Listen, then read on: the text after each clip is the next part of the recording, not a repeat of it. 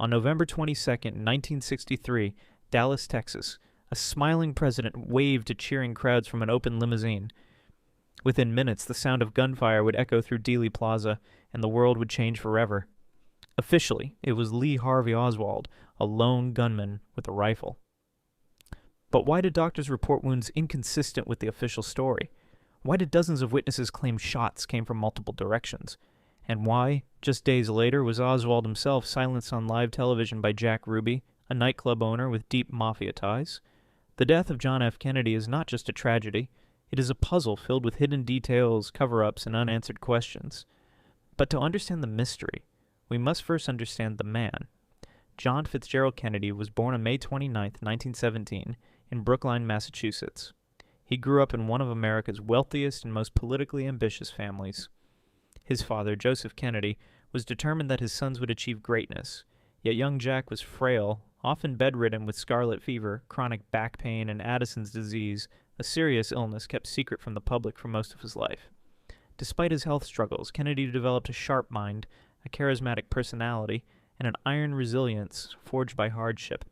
At Harvard, his senior thesis on Britain's unpreparedness before World War II was later published as the book Why England Slept. The book gained national attention and highlighted his keen interest in political and global affairs. During the war, Kennedy served in the U.S. Navy, commanding a patrol torpedo boat in the Pacific. When his vessel was cut in half by a Japanese destroyer, he saved an injured crewman by clenching the man's life jacket strap in his teeth as he swam miles through dark waters. That act of courage became part of the Kennedy legend, though it was rarely discussed outside his family at the time. After the war, Kennedy turned to politics, first as a congressman, then as a senator from Massachusetts. With charm, eloquence, and the Kennedy family's influence, he climbed quickly. In 1960, at only 43 years old, he defeated Richard Nixon to become the youngest elected president in U.S. history and the first Catholic to hold the office. His campaign proved the power of television. While Nixon appeared tired and sweaty during the first televised debate, Kennedy came across as calm, confident, and presidential. His image of youth and energy captured America's imagination. Kennedy's presidency lasted less than 3 years, but left a lasting mark. He inspired the nation with his famous words, "Ask not what your country can do for you, ask what you can do for your country." He created the Peace Corps, advanced the cause of civil rights, and set the ambitious goal of landing a man on the moon before the end of the decade. He faced the gravest test of the Cold War during the Cuban Missile Crisis of 1962, when the world stood on the brink of nuclear war. Despite immense pressure from his generals to launch an airstrike on Cuba, Kennedy chose a naval blockade and back-channel negotiations with the Soviet Union, preventing catastrophe. Yet while the public admired him, Kennedy made powerful enemies behind the scenes.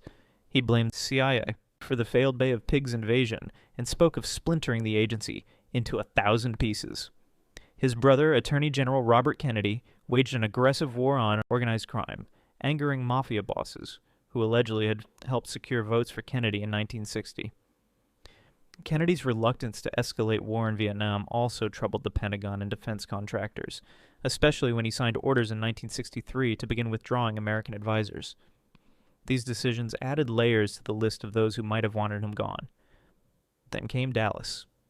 On that sunny November day in 1963, Kennedy rode in a dark blue Lincoln Continental. At 12:30 p.m., shots rang out. Kennedy was struck in the upper back, Connally was wounded, and then a fatal bullet tore into the president's head. The official investigation, led by the Warren Commission, concluded that Oswald acted alone. Yet from the beginning, doubts surfaced. Doctors at Parkland Hospital described Kennedy's throat wound as a small entry wound, not an exit, suggesting at least one shot from the front. Kennedy's stiff back brace, worn to manage his chronic pain, kept him upright after the first shot, preventing him from collapsing forward, tragically leaving him exposed to the fatal second shot. More than 40 witnesses claimed they heard gunfire from the direction of the grassy knoll, some even reporting smoke or movement. Their testimonies were largely downplayed. Conspiracies grew from these inconsistencies. Some pointed to the CIA, angered by Kennedy's refusal to invade Cuba and his plans to scale back their power. Others suspected the Mafia, feeling betrayed after the Kennedys turned against them. Still, others looked at the military-industrial complex, which President Eisenhower had warned against, suggesting Kennedy's Vietnam withdrawal plans threatened powerful interests. Even the famous Zapruder film, which captured the assassination frame by frame, has been accused of tampering or missing frames. To this day, key evidence, including the president's brain, disappeared mysteriously from government archives. John F. Kennedy was only 46 years old when he was killed. His presidency lasted just 1,000 days, yet his legacy of inspiration, courage, and mystery endures. More than half a century later, polls show that most Americans do not believe the lone gunman theory. Was Oswald truly the sole assassin, or was he merely a scapegoat in a far deeper plot? The truth remains clouded in secrecy. What is certain is that Kennedy's life was filled with hope and promise, while his death left behind one of the greatest unsolved riddles in modern history. Some say the truth is buried in classified files, sealed away in vaults deep within Washington. Others believe the real story died with those who knew too much.